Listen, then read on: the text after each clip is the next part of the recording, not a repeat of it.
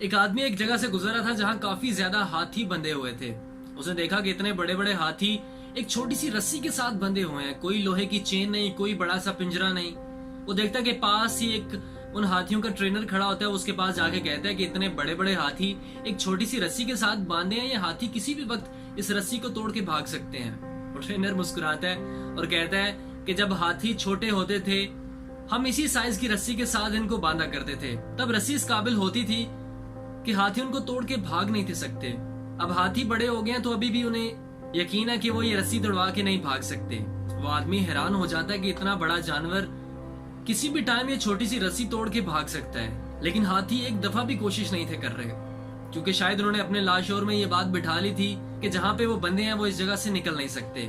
बिल्कुल इसी तरह इंसान भी अपनी पुरानी नाकामियों की वजह से अपने लाशोर में ये बात बिठा लेता है, वो अपनी प्रॉब्लम्स को फेस नहीं कर सकता या वो अपनी प्रॉब्लम से छुटकारा नहीं हासिल कर सकता।